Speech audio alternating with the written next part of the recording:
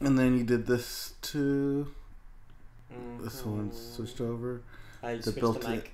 Built-in mic? No, switch it into USB whatever. Let's see. Device. Click to monitor. That works. That's a monitor. That's a monitor. Some good waves. Some good waveforms there. Bring that down. So we could talk to us a little more. Okay. My phone. Who tweet the shit? Tweet.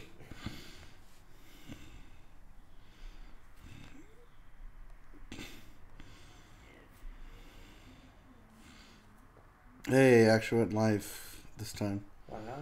I mean, like, first try live. First try? Yeah. This is a first. Also, I updated the app too, so that's probably that could be why. That might be part of it. That's partly why it's partial credit. Mm-hmm. That plane's getting messed up, yo.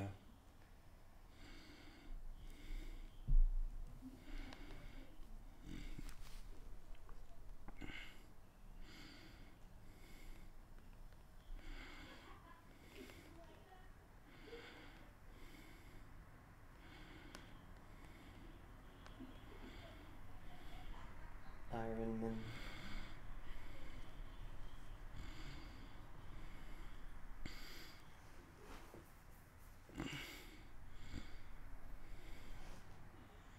Send now.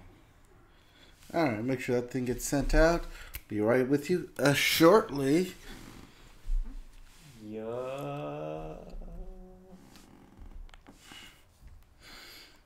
Alright. Cap with a gun? Captain America. Well, he's not Batman. I know, it's always weird when you see a superhero with a gun, because you always have to be like, wait a minute. Oh, wait, no. It's only Batman that has that rule, right? Technically, yeah. And also Spider-Man, if I remember correctly. Spider-Man doesn't use guns. Well, Spider-Man has no need to use guns. He doesn't need them, but I remember hearing someone tell me that once, that Spider-Man also has a thing against guns. Okay. That could be wrong. Here, I don't put it away. Yeah. There you go. There we go. All right. Okay. And it's coming up on 8 o'clock. Here, It's coming up. Let me just make sure that we're live. I think we are.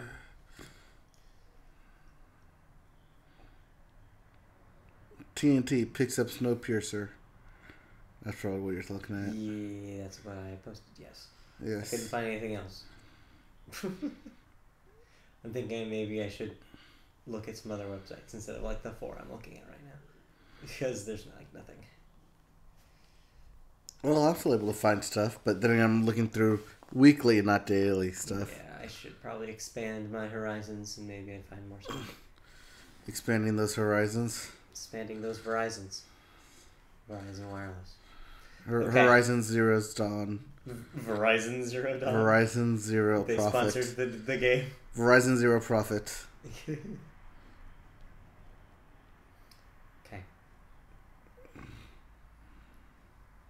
I think we can start Audacity soon. Yeah, I'm just gonna tell everyone. So you can tell everybody. Yeah, go ahead, tell everybody. Yeah, you can tell everybody. I'm the man, I'm the man, I'm the man. Sam-I-am. Hello, sir. It's Ty and I reported for our Wednesday night entertainment. Doctor and Ty are listening to us. Woo! 10 Hut. All right. We're about to start the show. 2 show. people listening. All right. All right. Let's start recording then. Okay. Hello. Welcome to the Media Boat Podcast. Media Boat Podcast. It's time, guys. Look at all our new graphics. It's Wednesday night. We're live, coming to you from Orange County, California. Usually you don't say that. Trying something new. Okay. This is episode 106 of the Media Boat Podcast. If you don't know what we are, Media Boat Podcast is your source for news about movies, television, music, and video games. Not necessarily in that order. My name is Matt. His name is Mike. I can hear you over there. There. Mute you so there's no loop. That's probably a good idea. Yeah. My name is Matt. Your name is Mike. Hi, I'm Mike. No. I'm Matt. No. You're Mike. I'm Matt. Okay, Hi, I'm Mike. My name is Jeff. My name is Jim. Nice to meet you. It's a good take. Yeah, so I'm Mike. He's Matt. This is Meet About Podcast. It's January. Yes, it's January. Second week of the new year. We're already 10 days into this thing. I broke it. And you broke it. You went to picture mode. January 10th, 2018. This is yet another episode. Let's get rolling into it. We always start with, of course, movies. And we always start movies with the box office number. Right, we already went we talked about, right? Movies, TV, music, and video games? Yeah, I already said that. You totally were not paying attention. Yeah, I am. Now you are. All right. So box we office. always start with movies, and we always start with the box office. So we have some numbers for you for this past weekend in movies. So let's crunch some numbers here. So we did not take a bet. If you're a new listener to the podcast, you may not want to know. Sometimes we take bets on what's going to be number one. Not any actual financial bets. We don't have the kind of money to throw around to do that. But every once in a while, we'll say, like, yeah, I bet such and such is going to be your number one movie. If we had done that last week, we would have both lost. Oh, yes. Because in a week where Insidious, The Last Key, which was your big horror release, right, horror movies, the new movie that came out, traditionally been doing pretty well at the box office. We usually call, if there's a new horror movie, it'll be number one. Usually. It wasn't. This week, out of the jungle comes Jumanji with its first number one win after spending a couple weeks trailing Star Wars. Yeah, apparently people have been hearing good things about it and going to the movies. Whether it's word of mouth or just things are slowing down for the Star Wars crowds, either way. Or, it's Dwayne The Rock Johnson doing his rounds. People have been talking about Jack Black in that thing. Yes. Like I said, welcome back, Jack Black. Welcome back, Jack Black. Yes. Welcome back, Jack back. Which is funny because I saw a couple days ago. Yeah. I saw a thing for him in a new Netflix special. Now he's just everywhere then. Yeah, he's getting everywhere. Getting everywhere. Getting all over you. Yeah. All right. So next. So Jumanji was your number one movie with $37 million to add to its total, which domestically it reaches about $245 million. Yeah, it's $250, which is a solid. Nothing to sneeze at. No. Solid domestic run for that. Number two was Insidious: The Last Key, your new movie this week, debuting with $29 million, which is not bad considering it's a $10 million budget. Yeah, for $10 million. Double its money the first weekend, not bad. Yeah. But it's a horror movie for you. Right, but that's also what you look for in a studio. You want something to make money. And round out your top five, Star Wars dropped to number three with another $23 million. That thing broke 570 worldwide. Domestically. Yes. A lot more than that worldwide. It passed the billion about a week and a half ago. Yep. The Greatest Showman is your number four movie with $13 million. Pitch Perfect 3 came in at number 5 with an even 10. Yeah. So, it's a slow week, but we have stuff coming out. Next weekend is this Friday, technically. Your movies are 3 movies. One for each kind of segment of your audience. Okay. We have something The for everyone. Commuter. Now, I'm not familiar with The Commuter. What is The Commuter? This is the Liam Neeson I'm on a Train movie. Oh, okay. I saw an ad for this today. Yes. But, however, this is non-stop on a train. Wait a minute. Was it non-stop on a... Oh, wait. No. One non-stop was on a plane. Yes. You're right. So this is Liam Neeson in non-stop on a train. So he just needs to do one on a car, and then he has the Planes, Trains, and Automobiles trilogy. Yeah. Well, I think if you want to count Taken in a car, because Taken 2, he was literally trapped in a car for the first half of that movie. I didn't see Taken 2 or 3. Oh, sorry, that happened. Or 4. Have there been 4? There's been 4. No, there's been 3. Okay. Anyways. Attack 3 in was the last one. Then also this week you have Paddington 2, something for the kids. The family. So that's the sequel, of course, to Paddington. Yes, this is that commercial you've been seeing everywhere, even on late night TV for some reason. If you like foreign stuffed bears, then you'll love this movie. I actually heard the first Paddington was fine. I've heard that People too. Liked it. Okay, I mean, I guess that's why it did get a sequel. Maybe. And your last new release this week is... I lost my place. It is Proud Mary. Ah, yes. This is the Taraji B. Henson. P. Henson. Yes. Unless there's another Taraji Henson, then she would be Taraji B. Henson. To follow our naming scheme. No, the Taraji P. Henson in Proud Mary. Okay. This is your shoot 'em up action-packed movie of the weekend. Okay, cool. So a little something for everybody this week. Yeah. Sounds like. All right. That does. So do we want to put it number one? Releases. I don't know. This one's hard to tell because Jumanji would have to drop. If it dropped 50 from here, it would still make 14. Right. I'd say it's possible for Insidious to beat it, but Liam Neeson does have power in the box over office. 14? Over 14? I think Liam Neeson can do it. Let's go with The Commuter. Why not? I'm going to go with Paddington. You're going to go with I'm going to go with The Family Bear. It has been a bit since a family movie, so yeah. you might have something there. I'm going to go with The Family Bear. All right. Well, we'll check back in next week. All right. So that's our bet for the week then. Let's move into movie news. First bit of movie news is about Matt Reeves, who, of course, is the writer and director of the next solo Batman movie. Right. And brace yourselves. This is what Matt Reeves looks like. That's Matt Reeves? That's Matt Reeves. He looks like somebody gave, John Lennon glasses to an owl. Yeah. Okay. I didn't know apparently I didn't know what Matt Reeves looked like. Now you know what Matt Reeves looks like. Now I know what he looks like. So he is, as I mentioned, the writer and director of the next solo Batman movie, The Batman. Yes. For Warner Brothers. Right, starring Ben Affleck after he dropped out of directing it. But that's not all he's doing. No. He's made a deal with Netflix, as you are wont to do these days if you are a big shot in Hollywood, for the exclusive first look at any feature films that Reeves and his production company called 6th and Idaho. That's good.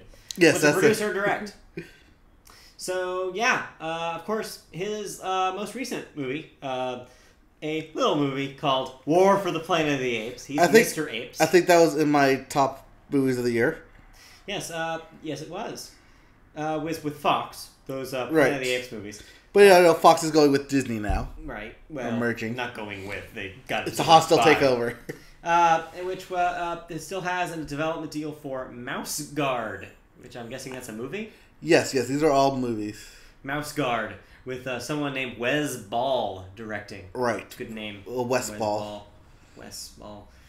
Also, The Passage at the Fox. You have broadcasting here, so is that a TV show? I believe that is a TV show. And The Care and Feeding of a Pet Black Hole, which looks like it's animated. Yes. That sounds good. I think that is an animated movie feature.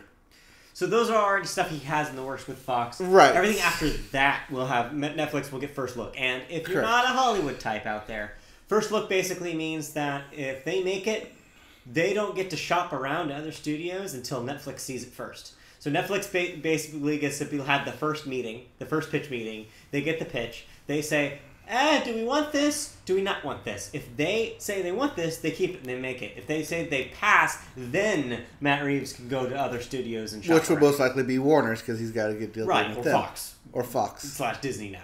Right. But this doesn't mean that Batman movie is going to Netflix. No, it doesn't. No, that is a Batman Warner Brothers movie. Already deal set in place. He's just going in to direct it. This is for anything that his company makes, 6th in Idaho. So that's something good for Matt Reeves, but something good for everybody who sees movies is, of course, MoviePass. Yeah, You're an avid MoviePass user. Yeah, I'm an avid MoviePass user. I'm the type of person MoviePass hates. Yes, because I'll abuse it. I'll abuse it.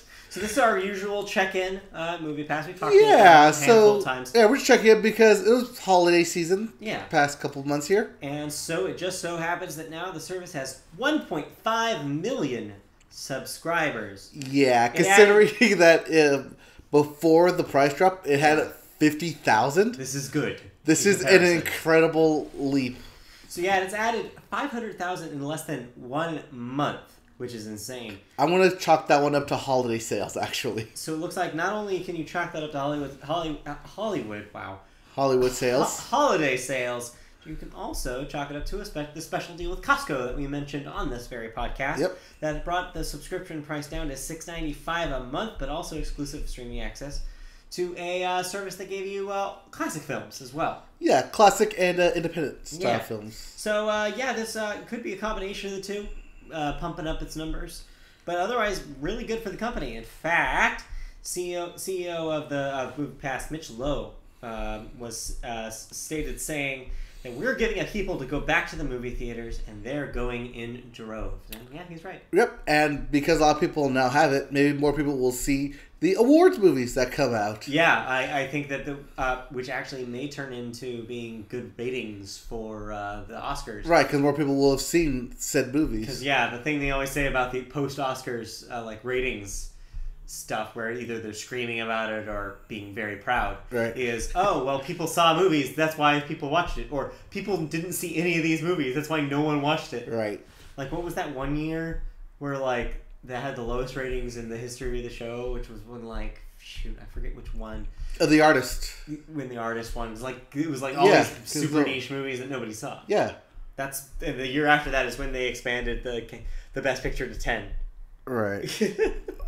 Anyways, moving on to the big story of the week, past week. Be nominated for Best Picture. Is anything described in the next story? Yes. Warner Brothers has tapped horror creative Walter Hamada to oversee DC Films production as part of their last week, the shakeup that we talked about a bit last week. Right. We didn't actually go into any detail about this. I think we actually talked about this off the podcast. We may have.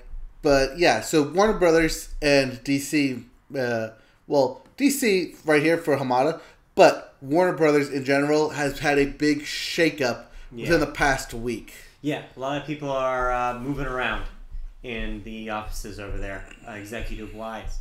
And this is part of it. So they also decided to replace John Berg and Jeff Johns as the head of DC Movies. Jeff Johns remains as DC as President and Chief Creative Officer, but his portfolio will continue to provide creative guidance and will, quote, work closely with the new production president. So he's no longer top dog. Right. He's no longer the guy in charge. There's no longer Jeff Johns' world. Yeah. They brought in Hamada to be their Kevin Feige. Which is smart. Hamada previously served for a decade as production executive at New Line, where he helped horror hits such as It and The Gallows and the Conjuring franchise to be big hits, and they all were. Yep. Those were Warner Brothers' New Line works. Yeah. New Line kind of came up out of nowhere in the last 10 years. Yeah. It became a fighting force because of these smaller budget horror which movies. is something that we've actually been covering for the past 2 years is these small horror budgets turning big profits. Sure are. So he has a close relationship with director James Wan, who is, of course, directing the upcoming Aquaman for DC. Mm-hmm. He has also worked with current Warner Brothers chairman, president, and chief content officer Toby Emmerich when he ran New Line before moving over in 2016. Right, but now Toby Emmerich has a new job. Yeah. Not only this, but Sue Kroll is relinquishing her role as president of worldwide marketing and distribution for instead a 3-year producer deal on the Burbank lot. So she's moving out of being a t-shirt pusher into possible production. Right. This is because she's had close work with Clint Eastwood and Christopher Nolan and other top directors who used a lot on a production basis. I was going to say daily, but they don't shoot daily. Yeah, no. Yeah, on a production, that'd be insane. On a project basis. Also, Blair Rich will head global theatrical and home entertainment marketing, and Ron Sanders will serve as president worldwide distribution at the studio, assuming responsibility for global theatrical distribution while retaining his role as president of the home entertainment group. That all sounded probably like gibberish to most people. Just know that people are moving around and they got some fresh blood. Right. Basically, you're going to see a lot new marketing and a lot new scheming in terms of Blu-ray sales and home video sales and the way you get marketed stuff not in theaters but for home release. So off the podcast you mentioned that this was kind of interesting in your mind because specifically going back to the Walter Hamada thing. Yes. That because he's used to dealing with lower budgets. Right. And what that will do to DC, the DC films, which have notoriously been over budgeted. Right, because DC puts out these big superhero tentpole films, Warner Brothers and DC feel they automatically need a 200+ budget attached to them. So do you think the future of DC films is small, or do you think that this won't actually make much of a difference? Because I'm kind of leaning towards the latter. I don't think it's going to make much of a difference. I think these superhero movies are always going to be like this until they're not. Until something causes them not to be. Until they get a better post-production. Maybe. I'm talking either they partner with Weta or Lights Illumination. Or, not ILM, because that's Disney. Yeah. But, was it Storm? Shoot. Lightstorm. That's what I'm thinking of. Yeah. And a special effects CGI company that specializes in it and does great work. Because we've seen also that done Weta with Warner Brothers. They should have moved that over to their DC projects now. Yeah. And then we'll see a seamless transition. Because right now, you can totally tell when things are CG with DC movies. Oh, for sure. But with Marvel, even though you could tell, it's done so well, so seamlessly, that you're able to look past it. Whereas DC, it's basically blunt in your face. This is clearly green screen. So you're saying when Walter Hamada is hanging out with Matt Reeves on the set of The Batman, he should chat about Weta. Yeah. Because Matt Reeves knows a thing or two about how to CG some apes. Oh, yeah. All right, moving on. Our next story is about a Warner Brothers star who's been in a bunch of Warner Brothers movies. Mr. Mark Wahlberg. Mr. Wahlburgers himself. Yes. Not my favorite person in the world. He has some shady history. But he's in the news lately. He may not be your favorite person anymore. Of the movie All the Money in the World. Yeah, so recently they had to do some reshoots. They did. And they did, in total, they turned out to be about $10 million. Sorry, cost about $10 million worth of reshoots. So, reshoots, actors, they're doing double time. So it's traditionally the case that they get paid again for doing the reshoots. Do we have comments? Yes. Weta is not PETA's lost brother. No, Weta is the special effects artist behind the Planet of the Apes series and also Life of Pi. Probably most famously Smeagol and Lord of the Rings. Lord of the Rings, yes. That was kind of the claim to fame there. Right. Their first big yeah, gig. Peter Jackson, Lord of the Rings. Jackson, they have so Weta has a very strong deal with Warner Brothers already in place. I just say that they need to use them more for their DC properties. Yeah. Anyways. So it's traditionally the case that when actors do reshoots, such as what Mark Wahlberg had to do on the All the Money in the World, that they are paid again, basically for them. But there's no real set rule, as in my understanding, after doing some reading about this, how much they're paid. Right. It's up to pretty much the vibe, I guess, of the financial people running this shop. Right. Not only that, but it's also up to the agents who normally negotiate this type of thing. Well, here's the bad news. The good news is that the actors did get paid again. Yes. Here's the bad news. There was a huge discrepancy, and I mean huge. Yeah. Discrepancy when it came to how much each of the actors got paid, and it has to do with one thing in particular, and I'm going to have you guess after I say this discrepancy. Okay. Mark Wahlberg was paid $1.5 million for participating in these reshoots. Co-star Michelle Williams, who as I understand outdoes Mark Wahlberg in every single way in that movie. Yes, she actually got nominated, I think, recently at the Golden Globes for her work. She was only paid $80 per diem. That totaled to be less than $1,000 for these reshoots. Now, what do you think is the discrepancy here?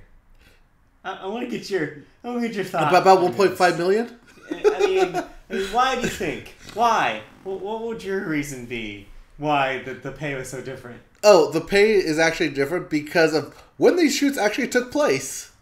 That'd be my say. Because these reshoots took place during Thanksgiving weekend. Or the week of Thanksgiving. Meaning that people had to be away from their families to do these reshoots. Alright, well, that's not what I was getting at all. I think you're trying to dodge my point. Okay, but here's the breakdown of the facts. This is what we know. Okay, go ahead. So, the reshoots took place over Thanksgiving. Right. Because this followed the allegations against former lead Kevin Spacey, who, of course, was digitally replaced by Christopher Plummer at the last minute to make its Christmas release window for the movie. Right. But we do this. We already covered this. Right, we covered that. But the dates, as you said, are important. Right. Anyways, earlier, the director, Ridley Scott, of course, told press that everyone, quote, did it for nothing, unquote, referring to him and Michelle Williams foregoing a paycheck for the reshoots. Right. According to Ridley Scott. I just want to put that in there.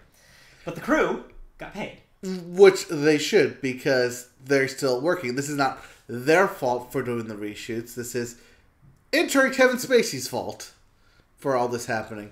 But the fact that you had the director Ridley Scott and one of the stars, Michelle Williams, basically foregoing what could have turned into a big chunk of money, a la Mark Wahlberg. Yeah. Instead said that, well, we're doing this basically to spite Kevin Spacey, so we're going to do it for free. I feel like that's all open to interpretation. Oh, yeah. But here's the next bit that is part of this. So, Mark Wahlberg and Michelle Williams are both represented by the William Morris Endeavor Agency. That's their agency. Right. The team of agents, of course, advocate for their salaries. They're, as you mentioned up top, they're kind of in charge, or at least they establish the rates, typically. Mm-hmm. Well, Michelle Williams was quoted to say that when Scott's team called to request her time for the reshoots, that she'd be there whenever they needed me, quote, and they could have my salary, they could have my holiday, whatever they wanted. So, the question now is, how upfront was Mark Wahlberg about all this? Because that's the missing part of this puzzle, right? Right. If Michelle Williams went into this basically, and Ridley Scott both went into this basically like, hey, we're doing this for goodwill. We want this. We believe in this movie, and we believe in this movie beyond Kevin Spacey. Right. Like that would be fine, right? This wouldn't be a story. But the story now is Mark Wahlberg walked away with this thing with another $1 million. Right. Well, here's the thing: that before this story came out, when they were doing reshoots, the original story there was the fact that they were doing this for free. That both Mark Wahlberg and a lot of the above-the-line crew was doing this for free to do the reshoots for Christopher Plummer and to make this movie happen. But the fact that something changed in the middle of this is this weird part. And the fact that Mark Wahlberg is being weirdly silent about it is not helping. Well, not only that, but the fact that because they're from the same agency, that the agency did say, hey, well, one of our stars is getting this pay. Why doesn't the other star get the pay? So I am not a Hollywood star. I can't tell you how agencies work. What I can tell you is that I don't think that it works like the way you're describing it right now, which is that the entire agency is aware of what each of their stars are doing. I think it's probably they have a team of people that are responsible for those stars specifically. I don't know if it's the same team within the agency that controls both Wahlberg and Michelle Williams. I think those are probably two different teams, and I think that they probably don't communicate with each other. And so it's 100% just up to Mark Wahlberg's people to decide how much he gets paid and whether he gets paid at all, and to make that negotiation happen with the studio. That negotiation probably happened at the studio separate from Michelle Williams' team, and that's probably why you see this discrepancy. Here's the other thing I'm going to throw out there, playing devil's advocate here. Devil doesn't need no advocate. I know. Maybe Mark Wahlberg was in the middle of a shoot at that time, and they needed to pull him. I mean, it's possible, but I feel like that would have come out. I feel like if that was part of this story, like some reporter would have dug it up.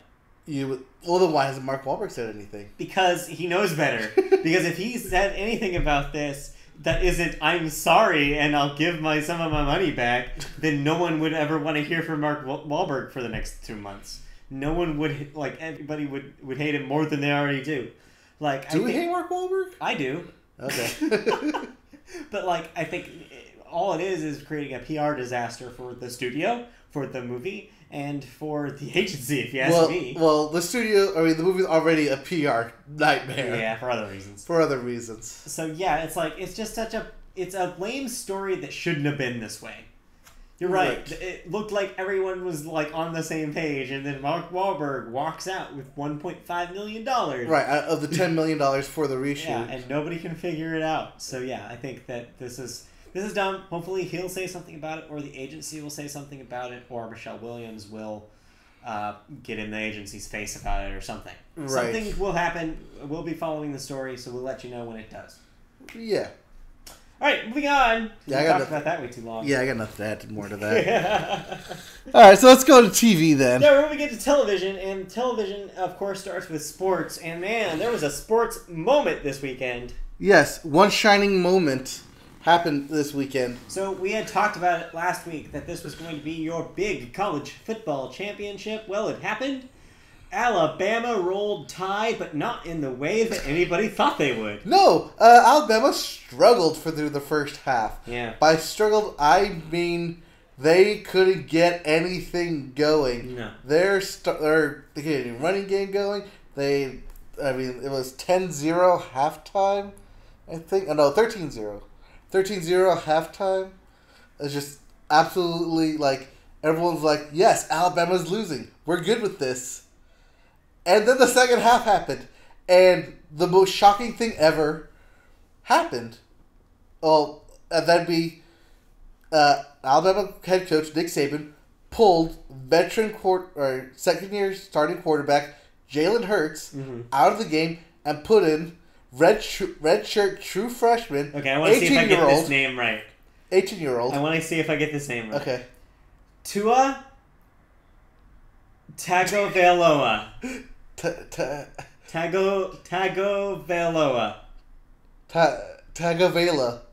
Tagovailoa. Yes. Okay.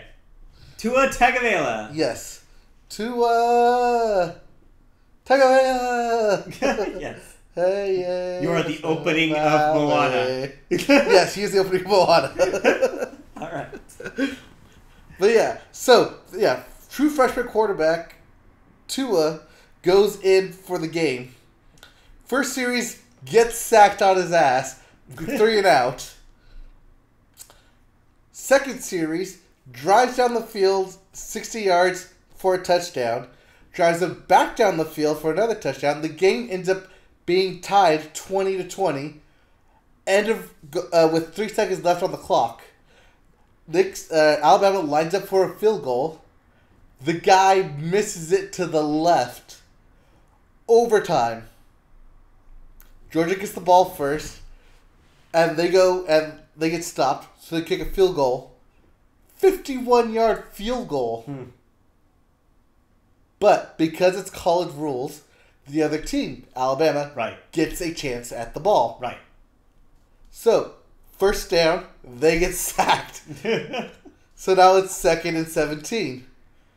The very next play, Tua throws a 40-yard touchdown pass for the win.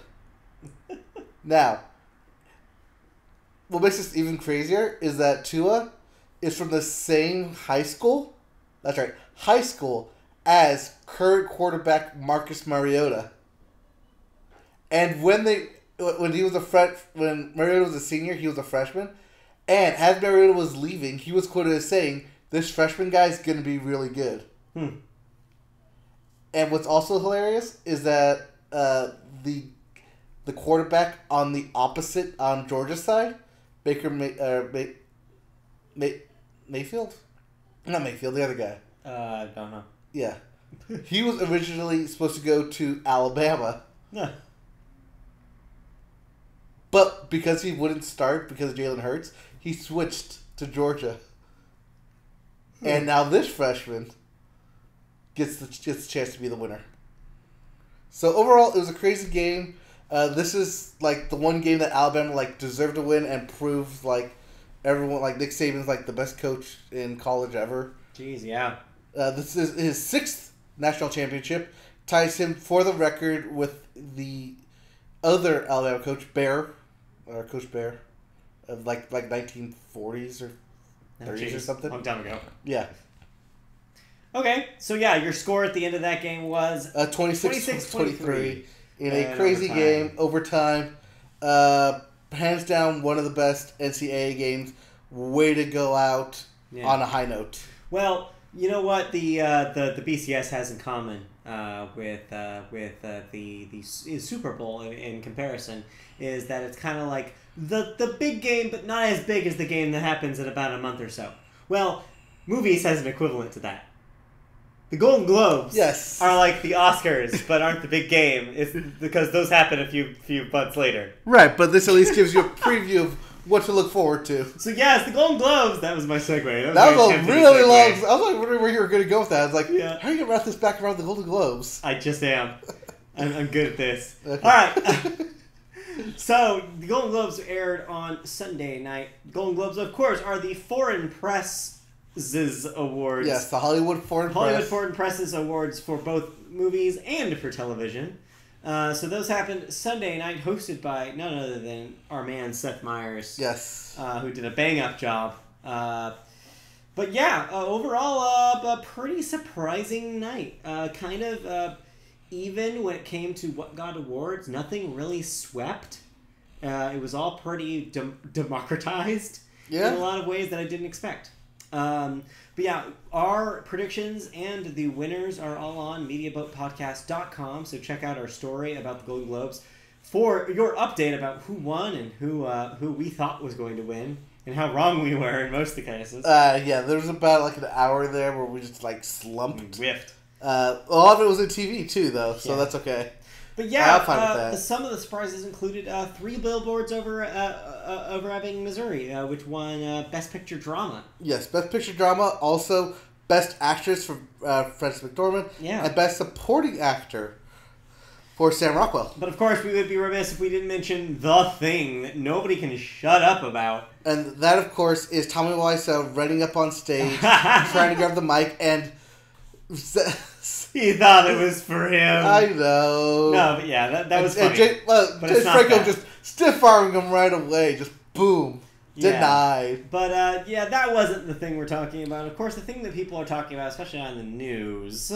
is the press thing. No, is Oprah. Ah, yes. Everybody's talking about Oprah. Oprah made I will admit, a moving, well-thought-out speech during her acceptance of the Cecil B. DeMille Award, which she was given this year, which is a big deal, and she used that to talk about some serious issues, and I think she did a really good job.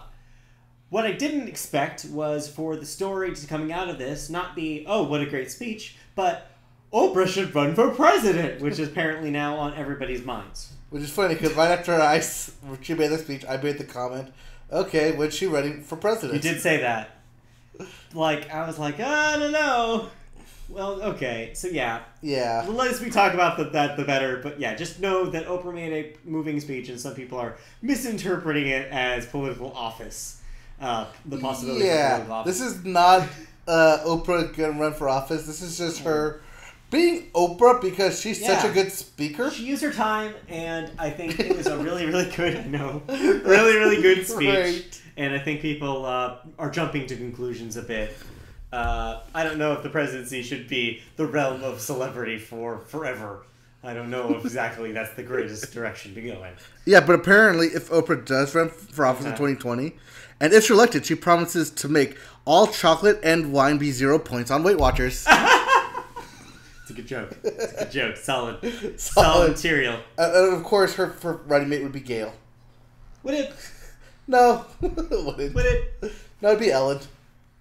Or Stedman, the dudes that she's hanging out with. Yeah. Who the hell is Stedman? Anyways. So yeah, let's move on from that. But we have good news, not about the Golden Globes.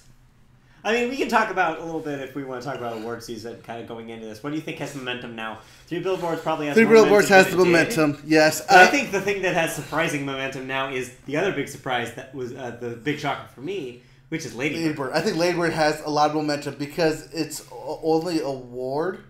Yeah. Well, no, it did win.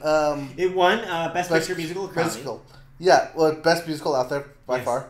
It was a better musical than Greatest Showman. Somehow. I mean, does have not once but twice "Crash Into You" by Dave Matthews Band. Right. So I mean, that's already better than the soundtrack of The Greatest Showman. I'm lying through my teeth. You still need to see Greatest Showman. I know, at some point. And apparently 3 Billboards. But yeah, I think that Lady Bird and 3 Billboards have now more momentum than they did. I don't know if it's enough momentum. I think you'll see a directing nomination from Greta Gerwig. I think you have to now because of the shitstorm now. Yeah. People are pissed. It's like, come on. Her movie won, like, Best Picture, like, the best comedy of the year. and she's not up for direction. Right, which they did a good job of that. Of after they got the nomination, they said Natalie Portman killed with that little snide remark. Yeah, that was my favorite bit of the entire night. Was just Natalie Portman presenting the award for Best Director. Yes. And she just goes, "Now here's the all-male nominees." Yeah, here are your 5 white directors. And then cut to every single director that was nominated, except for Steven Spielberg. Yeah, just looked like the most nervous person. like oh god. What did I do? I didn't know this was about. He felt super called out. And then Steven Spielberg just laughs. Yeah. Because he knows it's not about him. That's Spielberg. He's like, Spielberg, I got nothing to worry about. Yeah. But yeah, I think you're right. I think if Greta Gerwig does not get nominated in that category, I think that somebody messed up. Yeah. So however, if she does get nominated, I think she'll take that spot away from Jordan Peele. Yeah, I could see that. Because I could see that as an either or. Yeah. Unfortunately, I want them both in that category. Unfortunately, you can't have both. With Del Toro and with Spielberg. Yeah, and, Spielberg, Del Toro, Greta Gerwig. McDermott for frickin' 3 Billboards. Yeah, so that's 4. God. Yeah, that's already a That's already category. 4, and you got to pick a 5th. Jeez. Which may go to Paul Thomas Anderson and Phantom Thread. Maybe, since it's the Paul Thomas Anderson Award, basically. Yeah. Whatever. Well, we'll have more to talk about when it approaches Oscar season. We should have our noms by the end of the month. Yep. So, look forward to that. Nom. Moving on to other actual television news, not talking about movies on television. No. This one is near and dear to our hearts. None other than Yakko, Wacko, and Dot have found a home. Yes, so they were on Netflix for a while. So we're talking about the Animaniacs, for those of you who don't know. Yes. Who didn't grow up in the 90s like we did. But yes, the Animaniacs, one of the 90s classic cartoons, is being rebooted, as we previously announced. But now it's found a home. Hulu has decided to pick up the program, and the reboot will start in 2020. Yep. Returning will be, of course, executive producer Steven Spielberg, who is spearheading the project. Yes. As well as his Amblin Studios. Right, because who actually haven't been doing animation for the last 15 years. I want to put that in there. They've actually been gone from the animation scene for quite a long time. Yeah, well, then they do the... oh, no, that's crazy. So Amblin got absorbed into DreamWorks Animation back in the late 90s when that was formed. Amblimation, as it was known, who did, like, We're Back, Dinosaur Story, who did Balto. They all got basically placed into the DreamWorks team after that started. So since then, the DreamWorks stuff has gone all sorts of directions. Now, Universal owns DreamWorks Animation, which probably has maybe the remaining amount of people. Yeah. And the people who ended up at PDI, which was their original CGA studio before they did their own CG. Well, PDI just last week got shut down. Oh. I don't know if you know this. Like, they basically, not really shut down, but they basically are removing, like, taking that title away and basically just absorbing them into DreamWorks Animation proper. Okay. So who knows what this Amblin Animation Studio even is at this point. It could just be like whoever's left of Amblin Studios. The janitor. Yeah. So who knows who's actually animating this thing. I'm sure we'll find that out later. But yes, the reboot will be coming to Hulu, but not for another year. But 2 years. 2020. Yeah. But and they've already ordered 2 seasons of it. Yep, that's the good part. The other cool thing about this is that it won't only just be the Animaniacs. Animaniacs, as you may recall, is a sketch show at its heart, and it has other characters as well. And 2 of those classic characters are Pinky and the Brain, and they will also be returning in this reboot. That's been confirmed. Okay, so new.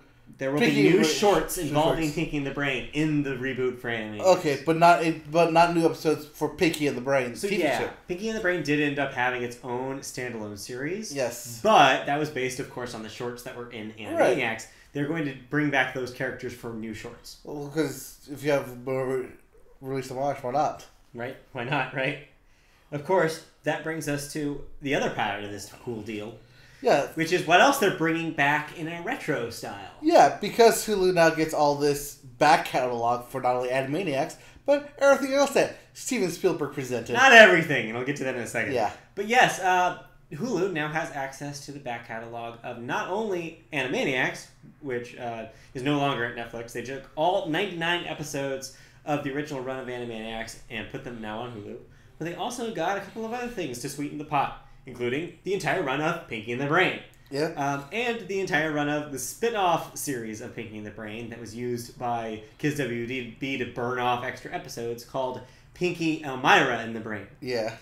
If you are all confused by any of this and want to read a fascinating Wikipedia page, go to the Pinky and the Brain Wikipedia page, because there's a whole story about how Kids WB, one, hated the fact that Animaniacs and Pinky and the Brain had such adult audiences that loved them, and two, wanted to use studio intervention in every way possible to try to get more kids watching, including adding characters when they weren't necessary, combining universes like they did with Elmira, and yeah, it was just a disaster. It led to something called I don't even remember the whole thing, Cat and Birdie Warnerini cartoon show, which is this weird super burn-off thing that they used to get rid of all their extra cartoons towards the end of 1999. It's super fascinating. Anyways, and you can blame Pokemon for all of this. Anyways, you actually can. Then the final thing that they got out of this was the entire run of Tiny Toon Adventures. Right. Which is also key because that was something that kind of was lost in the TV vaults for a while. Now people have access to that entire run, so that's 3 seasons worth of stuff in there. Yeah, you're going through that, actually. I'm currently going through. I was not as familiar with the Tiny Toons canon, so I'm going through that right now. Mostly holds up. There's some very 90s jokes in it, though. There's some really 90s references, and it's not... The consistency is weird, because they use, 5 different animation studios to produce the episodes. And so the quality of the animation varies from episode to episode. Right. Okay, moving on. Oh, yeah, one real quick thing. One thing that got snubbed from... Or actually, there are 2... I want to see if you can name these. There are 2 Spielberg-produced Kids WB era shows that are not included in this deal. Name the 2. Hysteria. Yes. You got the one I didn't think you would get. So the other one's easy. What I don't remember. How do you not remember this one? Well, because it's the same thing as Hysteria. No, it was not the same thing as Hysteria, but it has a similar sounding name, I guess you could say. What is it? Freakazoid. Oh, yeah. See, I was never a fan of Freakazoid. I loved Freakazoid. My dad I was never a fan of Freakazoid. So yes, Freakazoid and Hysteria are the ones that are missing from this list. I could do without Hysteria. The thing sucked. But Freakazoid is good. I found out that you can get both seasons, yes, only 2 seasons of Freakazoid that aired on DVD for just $35 on Amazon. Oh. So check that But out. it's DVD. Yeah, but it is a DVD. Yes. Anyways, let's finally move on to some other zany adventures. Well, not really a zany, because this is a real person, and he hasn't been very zany lately. Right. Welcome to the world of Louie CK. Yes, FX's disowned Louie CK. Right. So I've been putting this thing off for a while now of actually talking about FX and Louie CK, but because we actually have a finality of this whole debacle, we're gonna bring it up now. Not really. Anyways. So the story here is that FX has concluded its internal investigation that they had done after the accusations of Louie CK kind of got out. Right. And they said they were going to have a full investigation of whether anything happened on the sets of the shows that were produced by FX Studios. That is what this encompassed. Right. So the internal investigation is over, and they have found no issues or incidents at the network. This was reported by the CEO of FX, John Landgraf. So FX already, of course, ended its business relationship with Louie CK. There's no picking that back up. After he acknowledged that there was sexual misconduct, and he, made that report / weird apology in quotes that I won't call an apology. Yeah. At the time, the FX said that they would conduct a further investigation to any of the 5 shows that Louie produced for FX, but as concluded, no issues, complaints, or incidents of misconduct of any kind in the entire 8 years of their runs. But that doesn't, of course, say that he didn't do anything. There's only so much an investigation can do. Right. This is basically saying, had an investigation, we couldn't find anything. They did their due diligence, right, which is what matters here. And I'm glad they did, because there's a lot of situations where studios like this don't. But yeah, in no way is this over, because obviously it's going to be still very, very hard for Louie CK to get any more work. Right. He recently had his animated show for TBS canceled as a part of this too. Correct. So yeah, this is just FX kind of cleaning up the leftovers that were kind of remaining from this story. All right, moving on. Yep. To one of our favorites, Alex Trebek. Yes. So Alex has been in the news lately for getting surgery. It's a Jeopardy. So of course he is the host of Jeopardy. Jeopardy has been being put on a brief hiatus following Alex Trebek's surgery, and he needs some recovery time. He needs to recuperate, which everybody He's kind of old. He's 77 years old. That's also true. But everybody needs some recuperation time. Yes. But yeah, so it was following complications from hitting his head in a fall that happened in October. The surgery was a success. Trebek is expected to make a full and complete recovery. No worries about having to replace him. Don't worry, guys, even though he's said that he's looking for a replacement at some point. Well, who knows when. It won't be till after his contract expires. Which is renewed till 2020, as of May last year. Yes. Because the show is filmed months in advance, as we know, his broadcast schedule will not be affected. But the upcoming college championship, which was supposed to be taping now, will instead film in March and then air the month after. So, so this won't affect you, Jeopardy. Right, normally they film it now and then it won't, and then they'll air it during the month of March. But because they always film all these episodes in advance, they're able to say, hey, we have X amount of episodes we can move to the front end and then do the tournament at the back end. Yeah, so cool. I'm glad that this won't affect anything about actually seeing Jeopardy. I'm glad Alex is doing good and better than ever, I'm sure. Yes. That being said, he did renew his contract until 2020. Yeah. So he's gonna be for a while. There's really no reason why they should get rid of Jeopardy at any point soon. Ken Jennings, 2021. Yeah. I want to see it happen. Ken Jennings should be the host of that show. Ken Jennings the new host? He should. I really want him to be. Not Austin? No. No. Just bad-mouthing all of them. Be the worst. All right, moving into our cancellations. You just laugh at every wrong answer. No. Yeah, it'd be the worst. Cancellations and renewals. All right, Moving out of the television news and into cancellations and renewals, where we talk about things that have been renewed or get in the axe. First, The Circus gets renewed for a third season at Showtime. The Fosters canceled on Freeform, but don't worry, Fosters fans, because there's good news about this universe. The Fosters may have been canceled, but there is a spin-off in the works at Freeform involving two of the characters. You don't have this written down, but I saw this. This was today. Almost wrote a story about it. Yeah. But I didn't, because who cares about the Fosters? Right. So don't worry, the Fosters proper is going away, but if you like that universe, there will be a spin-off show. Fosters, by the way, ran for 5 seasons. The Gifted gets a second season over at Fox. Yep. That's that X-Men show. Right, where they finally used the word mutant. The Mayor over at ABC mysteriously has been pulled from the schedule. Unfortunately, I liked that show. That was a good show. That show's solid. By the way, did you know that is a reboot? That is a reboot.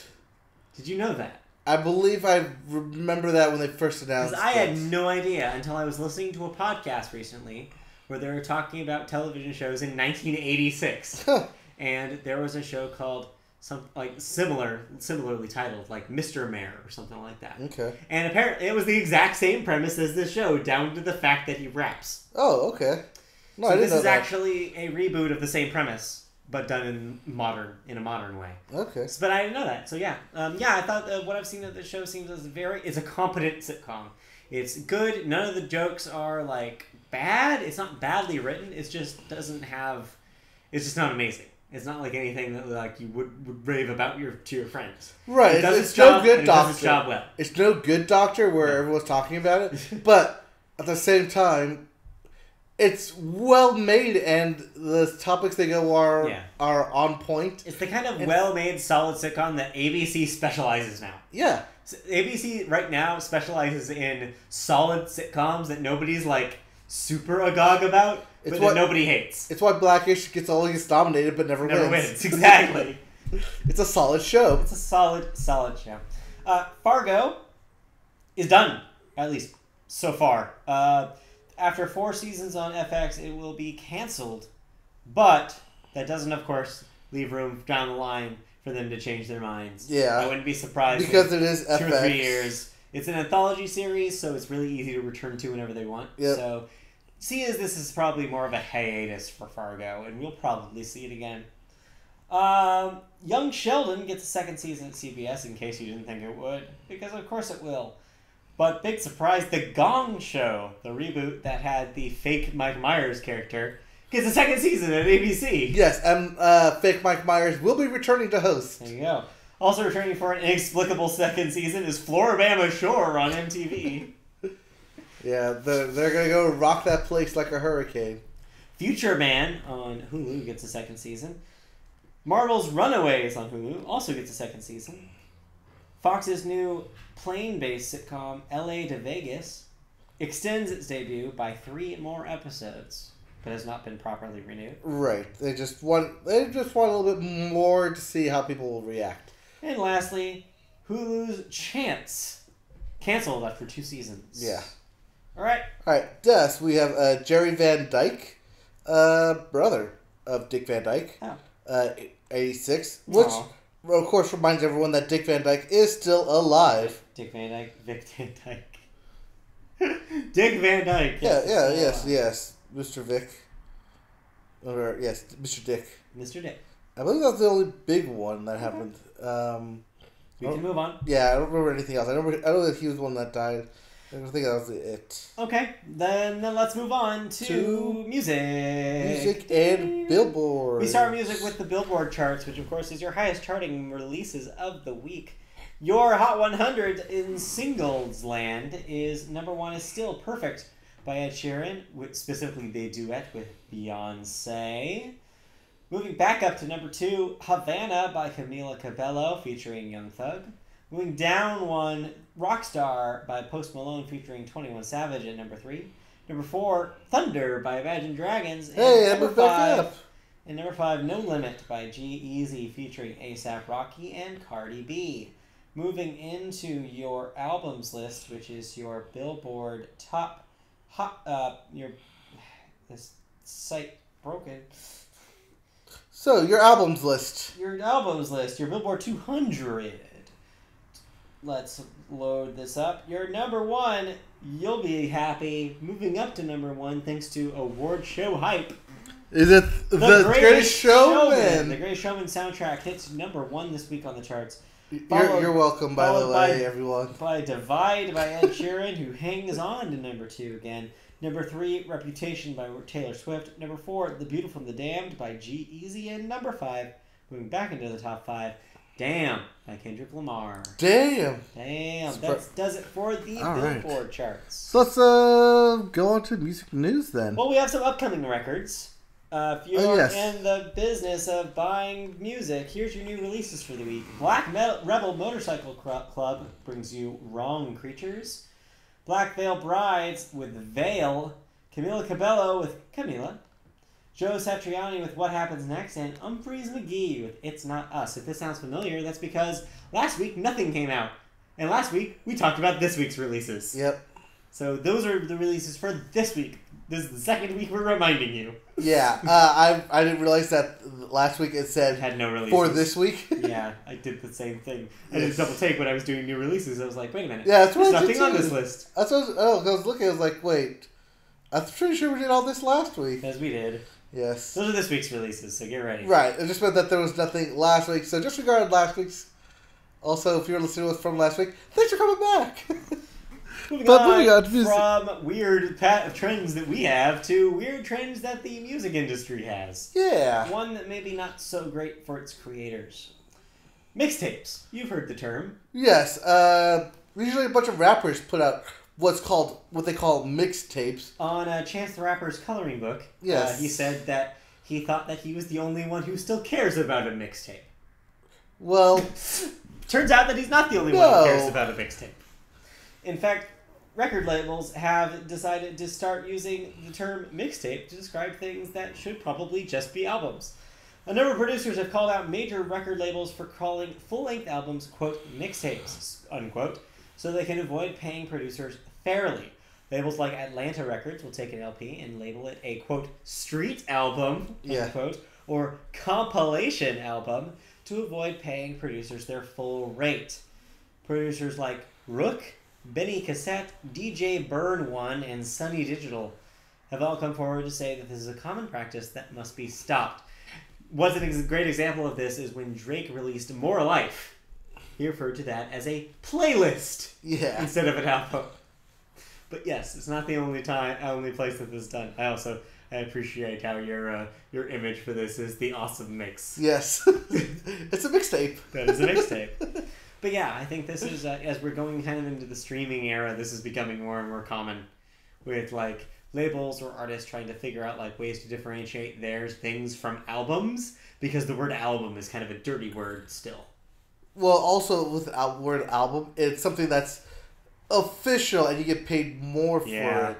It's something that like the big boys put out, but if you're like either a smaller producer or you're an unknown artist, isn't an album. And like the way I see it is that if the music company doesn't believe that it'll sell well or turn a profit, they'll undercut it by using these keywords in order to try and like say, okay, we'll give you some money, but not all of it. Right.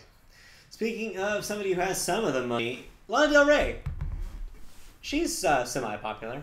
Yeah, she had an album come out last year. She did. I think I described her in my story that went up this week as a lab experiment to create a human personification of Coachella gone either horribly wrong or horribly right, depending on who you are. Lana Del Rey has been in the news lately because she's trying to get ahead of some possible litigation. She recently tweeted that Radiohead was going to sue her for her song Get Free off of the last album Lust for Life over similarities between it and Radiohead's hit Creep. Yeah. She stated then after that, during a concert, the suit would result in the song possibly, she didn't say for sure or not, having to be removed from the set list of Lust for Life and from her live performances. Right. Basically, should this thing go to court and they have to either take it off the album because they don't want to pay, or... Well, she's saying that even beforehand, in order to avoid going to court or avoid litigation, that she is willing to remove it. And she was warning her fans that was a possibility. Oh, okay. And that was the vibe I got, is that she was... The whole thing about this is that she wants to talk about being pursued, so that way she doesn't actually get sued. Okay. It's like I said, I think this is her like defensive action, being like, no, I understand, and I'll do what I need to do, kind of thing. On the flip side of this, Radiohead's publisher, Warner Chappell Music, has denied the existence of a lawsuit at all, and that they've been in discussions since August of last year with Ray's representatives. They also said they've requested that, quote, musical elements be acknowledged in favor of all writers of Creep. They wanted to set the record straight, pun intended. No lawsuit has been issued, and that Radiohead have not said they will only accept 100% of the publishing of Get Free. So they want to make it clear that there is no actual legal like suit happening here. Radiohead themselves have said there is no legal battle. Nothing going on. But that doesn't mean that their label has been in talks. So yeah, it seems like people are possibly in talks with Lana Del Rey's people, and that may be what she heard. Like, her agent called her up one day, is like, just to let you know, we've been talking to the people at Radiohead. They're concerned that your song sounds like their song. Right. And she probably just took that as, oh man, I gotta get in front of this. I gotta start talking about this to my fans. Oh wow, Sports Jeopardy's back. Yep. Yeah, it's like, I think it's smart on her side because this never happens. Oh no. No one ever like goes and said like, yeah, this is a thing. I admit it. I'm aware. Let's do something about it, which is cool.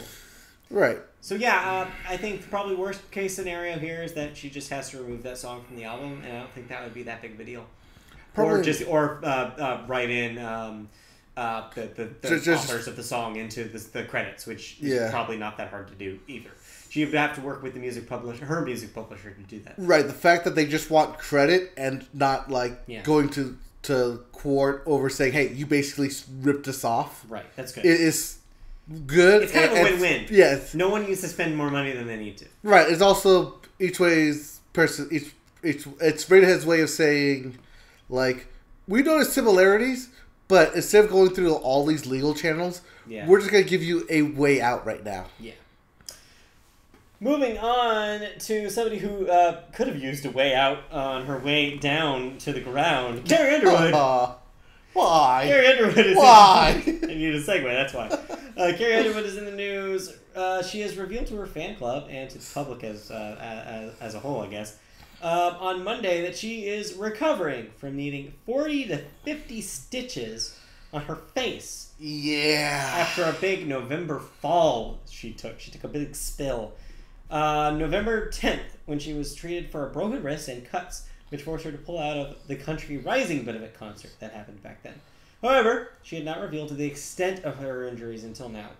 Here's the quote. She said, "In addition to breaking my wrist, I somehow managed to injure my face as well, which the doctor told my husband that he had put between 40 to 50 stitches in. She also wrote that I want you to all understand why I might look a little different." Yeah, her latest Instagram post to her fans was her in a wrapped up snow scarf, calling herself a snow ninja.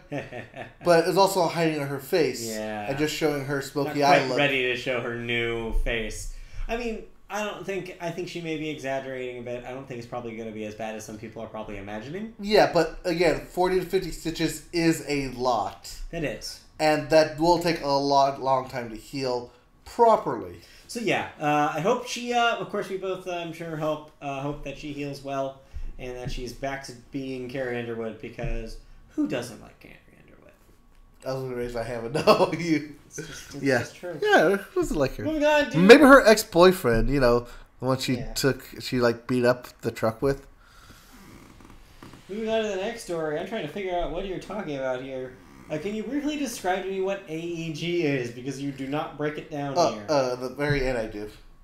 Do you? Yeah. Oh, thank you. Yeah, okay. AEG is a entertainment conglomerate. They have a hand in a lot of live performances. They own majority of the LA Lakers.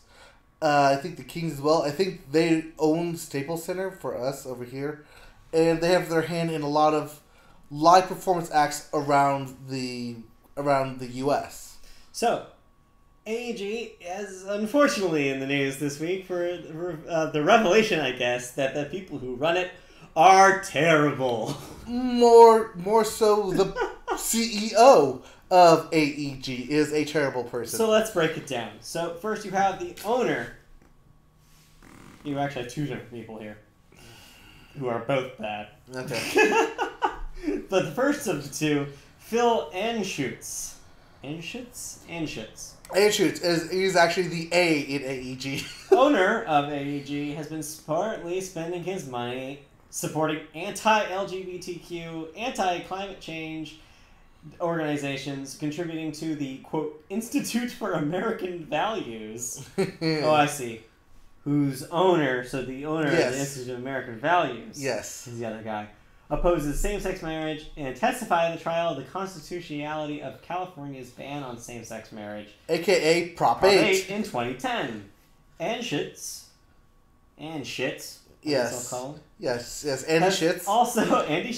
Has also contributed to the National Right to Work Legal Defense Foundation. That would be employees opposing compulsory unions. Americans for Prosperities, a lobby against global warming science. And he sues the IRS, he has sued the IRS at least 7 times since 1987 to get out of paying taxes, which he has lost. Right, and before he started AEG, he was an oil baron, which got all his money from oil. So lousy. So keep this in mind next time you go to a Lakers game. Not only that, but AEG is also the head sponsor for a rather left-wing propaganda festival known as Coachella. Yeah, well, we all knew that already. Yeah. But yes. It's not great. Coachella's not great. Just keep in mind, do some research about where your money's going, where these guys spend their money. But yeah, AEG's got some money in some bad places because of this guy, so just keep that in mind when you spend your hundreds of dollars on your tickets to whether it be a sporting event or a music festival. Yep. Alright, Let's move into something else that is a very, very poor expenditure of money, which is the new Justin Timberlake single. Oh yeah, I forgot. I put that in here. So since we talked last week, we talked about how Justin Timberlake announced his new album, Man of the Woods. Yes, Man of the Woods, not Man in the Woods. No, Man in the Woods would be a really cool crossover with that video game Night in the Woods. But it's not. Man of the Woods is also the new Cabin in the Woods. Yeah, the Justin Timberlake album. And his first single has been released off the album called Filthy. Filthy. Filthy. Not the clean version. No, it's definitely not the clean version, as he repeats. Yes. Filthy. It's called Filthy. Say no clean version. And, man, I think that's an apt name for that song. Whether you like it or not, I think you could agree that it is an apt name for that song. Because that, I guess you could call it a beat. The weird robot going through a black hole noise that repeats throughout that song is filthy. I will give it that. It is a filthy noise. But you either, from what I understand about like people who have heard this thing, you either love it or hate it. Which is funny you say that, because I'm on the fan side that loves it. You're coming around on it? Yes. I remember when you told me, you were like, it's bad, but you made the argument which everybody on the internet is making, which is when everybody heard Sexy Back for the first time, we thought it was bad. Yeah. And then people came around on it. Yeah, because when I first heard Sexy Back, it took me about 6 or 7 months to realize that was just a Timberlake singing and not, in fact, a girl. Wow. Yes. Yeah? Yeah. But no, I think that this is objectively a worse song than Sexy Back. I think this is Justin Timberlake trying to do Sexy Back, but Timbaland talked him into using a beat that no one else wanted. This is my version of probably what went down, because I think there's some pieces of a good song. I think the chorus is actually fine. Oh yeah, the chorus is good. The chorus is fine, but it needs to be a better song. It goes. It also sounds like it's trying to like be the first song in a concert. Yeah. Where it comes out and tries to build you up and pump you up. And then it starts out as one thing, and then it becomes a second thing. Yeah. Which is one of the problems with some of the material on the 2020 Experience and 2022 Experience Part 2. Yes. Which is that he felt like all his songs had to be epics now, and they had to be like all like 6-minute long like suites. Yeah. And I think this suffers from the same problem, where it's kind of 2 songs in one, and I wish it was only one of them. Right. It straddles the line between futuristic pop and old techno garbage. Yeah. I have no idea what he was trying to go for, but I didn't like it at all. What do you think about the video, though, that accompanied this? That was also weird. So I saw the video first. Yeah.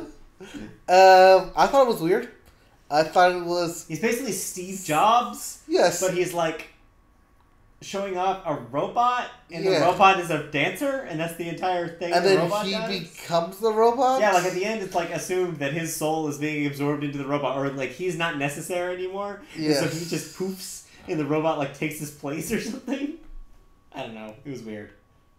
I mean, if that's actually the case for this song, is that Justin Timberlake left to let a robot write it, then it makes a lot of sense. Basically, I think the internet theory on the music video is that because the robot starts like attached and starts doing basic movement, and then goes into a weird advanced pop and lock dance routine, that it's just Timberlake's way of saying, here's what you think it's gonna be, but it's a lot more and a lot advanced than what you're probably used to. Uh-huh. So you may not understand it at first, but you'll come around to it. I hate that, because that plays into the same like narrative of like, oh, everybody's gonna turn around on this thing in 6 months. No, I'm stating this on a recording right now, January 10th, 2018. 2018. January 10th, 2018. I am stating no one will like Filthy any more than they do now in 6 months from now. I will actually hold you to that. Yes, hold me to that. I will hold Filthy you to that. Filthy is a bad song. People will forget it. Filthy will be all over the radio. It is a good pop song. I hope it's what we want. For Justin's sake, is that this is not the single that rides him into the Super Bowl. I'm hoping there's another single off this album that is better, for his sake. That's all I'm saying. I feel like it can only get better from here. Like, remember how it was a suit and tie, and then everybody forgot about suit and tie when Mirrors became the big smash? Yeah. Same deal. Not that suit and tie. I think suit and tie is a better song than this, just to be clear. And I think Mirrors is a better song than this. And Mirrors is kind of crappy. So what? Yes, Mirrors is kind of a crappy song. It has a terrible, terrible, terrible chorus. Oh. And the message is awful. Oh. Suit and tie is a better song than Mirrors. Oh. Oh. Oh. No. Anyways, moving on. We have to move on out of music. So let's move on to video games. Video games. Wait, so what's our consensus on Filthy? I don't like it. I like it. Well, that's our consensus today. Okay. There is no consensus. Moving on to video games. We got a video games. We have our new releases for the week. Oh, I got new graphic for new releases too. Cool. Planet Base for PS4. Space Hulk Ascension for Xbox One. Flying Tigers Shadows over China for Xbox One. The Escapists 2 for Switch. Super Meat Boy for Switch. Yep, that's finally arriving for all you Switch players. And something called Brawl, not to be confused with Super Smash Bros. Brawl. Yes. Which is not this game, for Switch. Right. Okay, moving into the video game. Doctor loves mirrors, and you're wrong. I'm not wrong. Filthy is a bad song, and no one will like it. But Mirrors is a good song. Mirrors is not.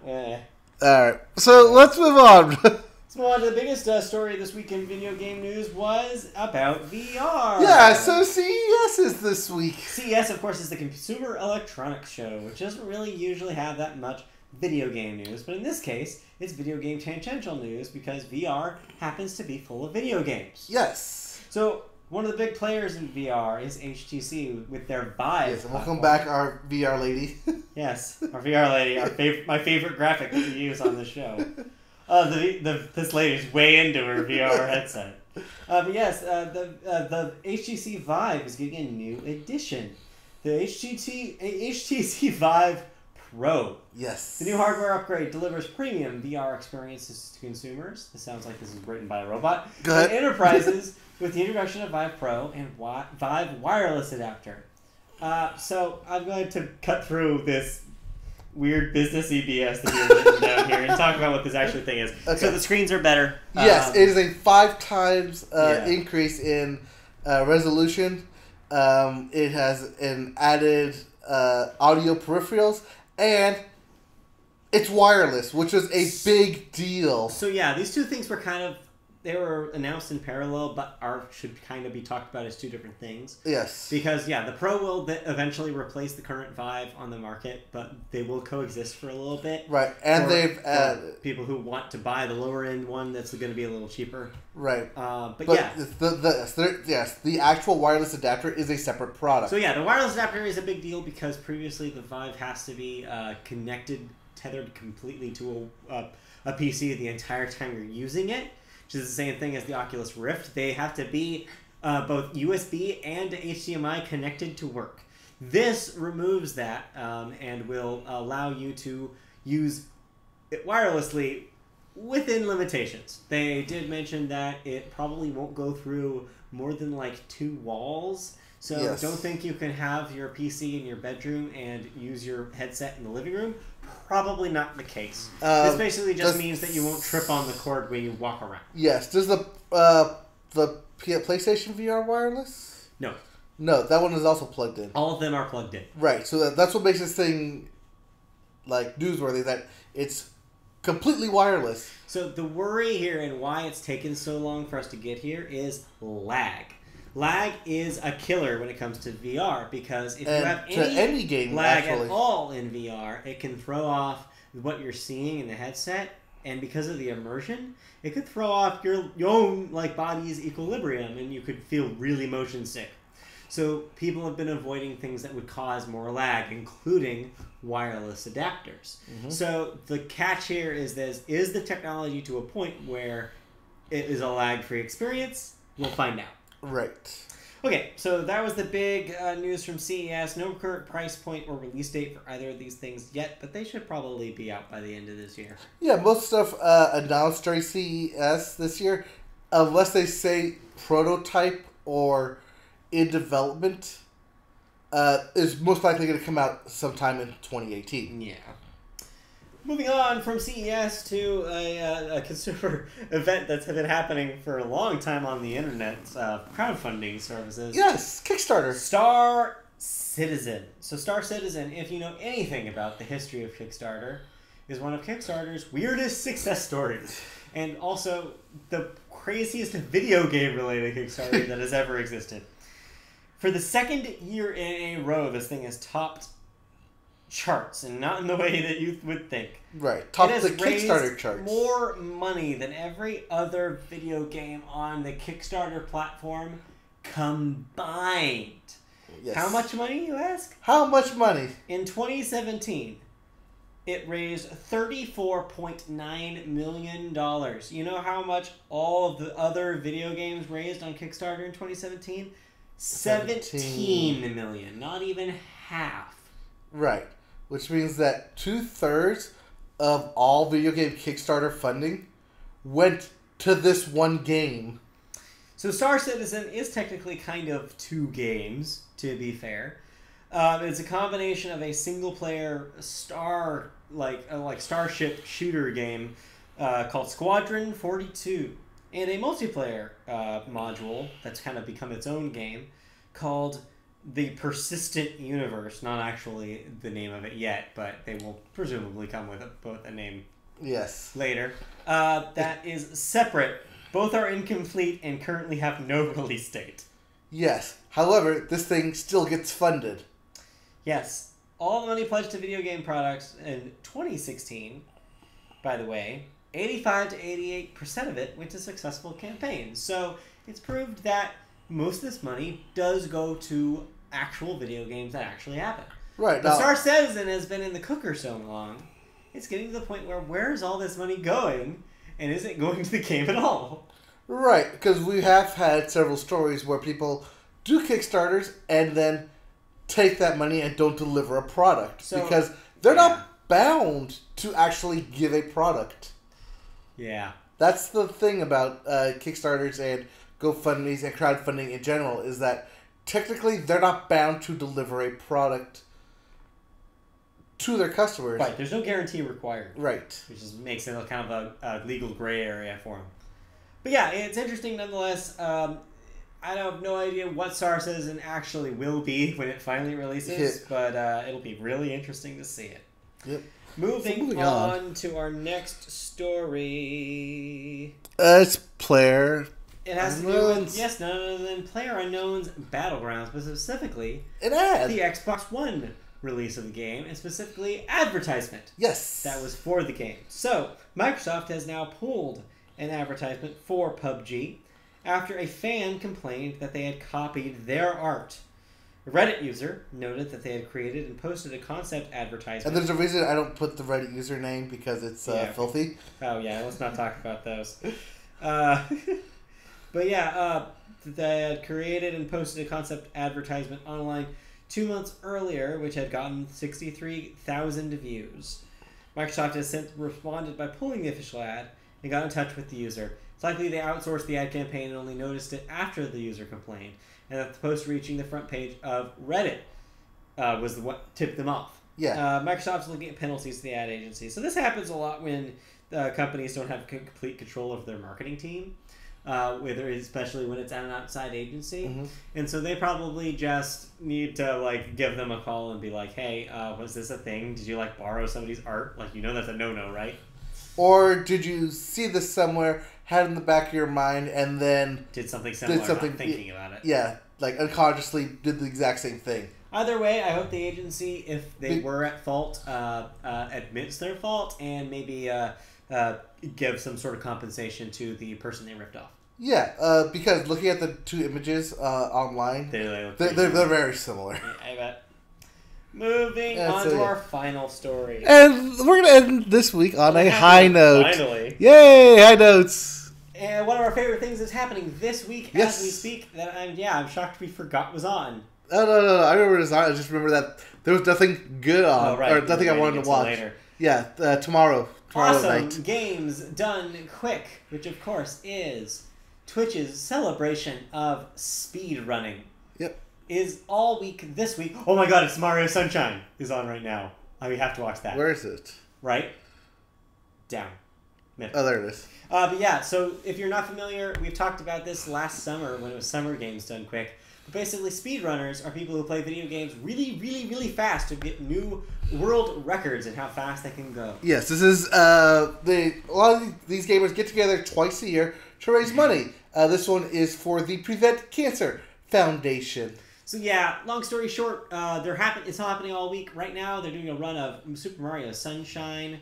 The Japanese version, clearly, because it said Shine Get. But yeah, it's a lot of fun to watch people like break games in the most creative ways possible. It's a real show of talent on these people's part. It's really fun to watch. So if you like video games at all, check out twitch.tv, search Games Done Quick, and you'll find it. Right. And it's for a good cause. So if you want to donate, you can even possibly win prizes that they put up in pots. That are in drawings, so you could even win something while helping out a good cause. Yep, so I think, yes. For anybody who does donate, their name automatically gets put in the big drawing, which is a Nintendo Switch with, I think it's the Mario version of the Nintendo Switch. Yeah, that's pretty cool. Currently, their total is at $576,000. So basically halfway to $1 million. A lot of their big stuff comes at the very end, the last day, which is Saturday. It's the last day for that they do these runs, and that's where they usually end up gaining about $500,000 in that day alone. Typically reaching about $1.5 million to the Prevent Cancer Foundation, or during the summer to the Doctors Without Borders Foundation. So yeah, it's awesome, as the name implies. So check that out if you like video games and you can watching them get beaten really in awesome ways. Right, and the best part is that they walk you through it. There's people on the couch telling you exactly what's happening, what gets done, why they choose specific languages, which I guess is the theme for this one. Our favorite new fact is that speedrunners choose languages in their games because some are faster than others. Yes, apparently Italian is the fast language. Who knew? Yeah. All right, so that'll do it for the Media Boat Podcast. Yes. We'll be back next week to talk about even more. But in the meantime, if you didn't have enough of us already, you can find our website, MediaBoatPodcast.com, where we have all our news stories going up daily. Woo! Features including box office numbers. Just threw me off. Box office numbers, new releases every Friday, and of course a podcast post so you can catch up with podcasts if you miss them. You can also see our thoughts about new releases there as they come out and as we absorb them. You can also find us on social media. We're on Twitter at MediaBoatCast. We're on Facebook. If you search MediaBoat Podcast, you can like and comment on our page. You can find us on YouTube, where we stream every Wednesday night. Just search our YouTube channel by searching MediaBoat Podcast there. You can find us on twitch.tv when we stream video games. Sometime later this week, we will be starting streaming some Nier Automata, which I am supposed to be getting in the mail this week. So I will be playing some of that. Oh, yeah. I forgot to stream my franchise playthrough of Madden. Don't worry. We'll return to it. Yeah, we'll return to it when the Super Bowl actually gets back around to it. Yeah. We'll have that. By the way, I did end up winning the Super Bowl. Yeah, you did. With the LA Rams. Nice. Of course, it was a Too bad it's not going to happen in real life. I know. So then we also have Patreon.com if you want to help us out with money. Holy crap, that almost expired. Yeah. You can help us out with at least as little as $1 a month to help us out make our content even better than it already is. Just go to patreon.com/mediaboat and you can donate there. That will do it. That will do it for episode 106 of the Media Boat Podcast. We'll be back next Wednesday at 8 o'clock p.m. Pacific time for another edition live. So check it out and see you guys next week. All right. We're done here. Peace out, bro. Check it out. Bye. Bye. This guy's going crazy. Oh, he missed it. This is insane. No. He needed the water. He can rock it back up though. Yeah, but he was out of water too. He knew he could. Yeah. So, doctors, as people haven't commented since, thank you guys for listening and tuning in and commenting. We'll be back next Wednesday, 8 o'clock. right here on YouTube. In the meantime, check out previous days. Yes. I think over here is where the channels are. Yeah, that sounds right. All right. Okay. See you guys. See you. Thank you for listening. Bye. Bye.